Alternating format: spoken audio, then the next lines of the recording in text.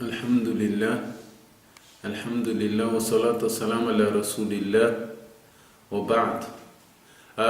Efa niresantsika teo aloha teo ny mahakasika ny hoe iza ny tompontsika. Sao kosa itsika dia iresaka hoe inona re ny finoana izay takiny izany tompo Allah izany amintsika. Midika izany fa misy finoana tokoa izay takina amintsika ao anatin'ny izany fiainan'ny zanak'olombelona zany. Inona moa zany finoana izany? Izany finoana izany dia ny finoana Islam, zany hoe io ny finoana izay takina amintsika afahantsika manatanteraka ny fanomponany Allahu subhanahu wa ta'ala. Izany hoe ao anatin'io Islam io dia mitaky zavatra marobe tahaka ny fanatanterahana ny fanompona izay antsoina hoe soala.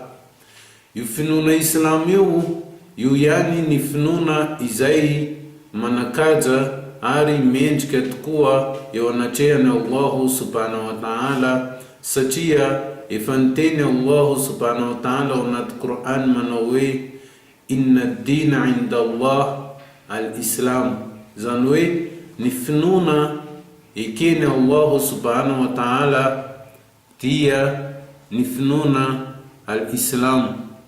Zany hoe zay finoana rehetra akoatra ny finoana Islam io dia tsy ekeny Allahu subhanahu wa ta'ala, satria efa voamarina izany teny izany ary efa voaraikitra ny soratra ao anatin'ny boky masina Al-Quran. Ka izay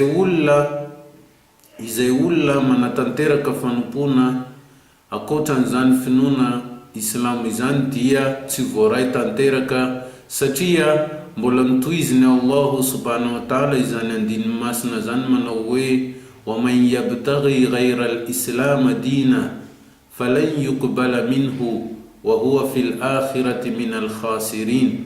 Zany hoe izay olona ozy izy Allahu subhanahu wa ta'ala mitady fanompona akoatran'izany finoana Islam izany dia tsy voaray tanteraka izany, ary izany olona manatanteraka izany dia wanisan'ny fatiantoka sy uvery lalana tanteraka, satria tsy voarayany Allahu subhanahu wa ta'ala ny fanompona izay tanterahany, satria tsy ao anatin'ny finoana al-Islam.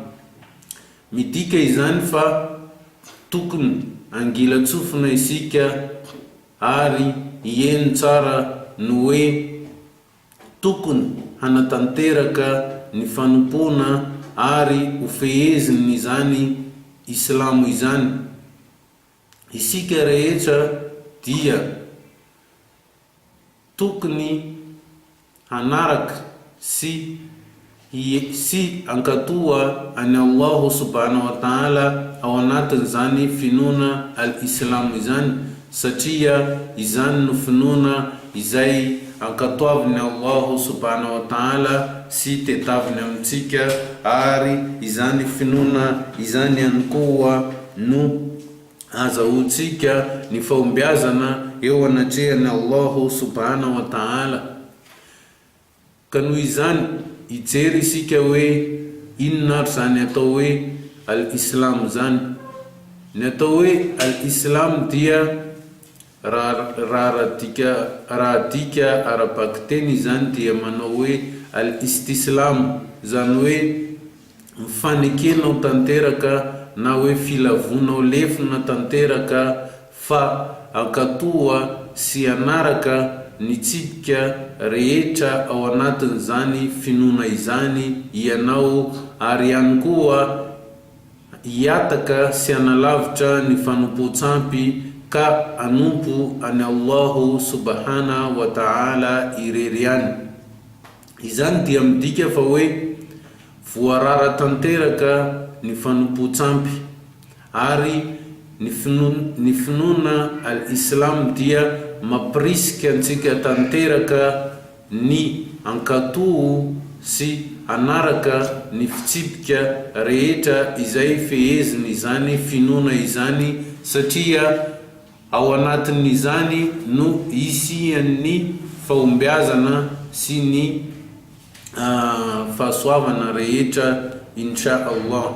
Manaraka zany isika dia anisan'ny mpanompo izay tokony hiezaka sy hanaraka antsakany sy andavany ny baikony Allah subhanahu wa ta'ala, manaraka ny fampianaran'ny mpaminany sallallahu alaihi wasallam. Izany dia voamarika ihany koa ao anatin'ny hadithi manao hoe buni al-Islam ala khamsa, zany hoe ny fototra itsanganan'ny finoana Islam dia anankidimy, ka tafiditra ao anatin'izany ny hoe shahadatan la ilaha illa Allah, zany hoe ny fijoroanao fa volombelona fa tsy misy tompo azo tompona afa-tsy Allah subhanahu wa ta'ala, wa anna Muhammad rasulullah. Iny ihany koa fa paminany Muhammad sallallahu alaihi wasallam ny iraka, midika izany fa reo zavatra roa reo dia mifameno tanteraka ka tsy afaka ny isaraka. Zany hoe raha nanaiky ianao fa Allah subhanahu wa ta'ala ny tompontsika, dia mila manaiky ihany koa ianao fa Rasulullah sallallahu alaihi wasallam ny iraky ny farany. Zany hoe mila averimberinao zany ary mila mahafantatra an'izany ianao fa paminany Muhammad sallallahu alaihi wasallam dia nalefany Allahu hitondra izany finoana al-Islam izany. Ka rehefa nitondra izany paminany sallallahu alaihi wasallam dia hoan'ny vahoaka rehetra izany, ary isika mpino Islamo dia tsy maintsy manaraka ny sorodalana izay nifaritany paminany, satria izany zavatra rehetra izany no mameno izany atao hoe al-Islam izany. Satria efa voalaza teo aloha teo fa hoe mila fanetrentena izany, ary mila ihany koa ny fanalavirana ny shirka, ary ny ihany koa fa ny fanarahana any mpaminantsika Muhammad sallallahu alaihi wasallam. Mpaminantsika Muhammad sallallahu alaihi wasallam dia nalefa ho an'ny vahoaka rehetra tsy akanavaka eto ambonin'ny tany. Zany hoe nitomboka teo amin'ny fotoanany mpaminany mandra-pahatapitra izao andro faran'izao, dia nalefa ho an'izany vahoaka farany izany ity mpaminany Muhammad sallallahu alaihi wasallam izay nitondra ny diny al-Islam. Ka noho izany ny olona rehetrarehetra dia tokony hanaraka izany diny al-Islam izany.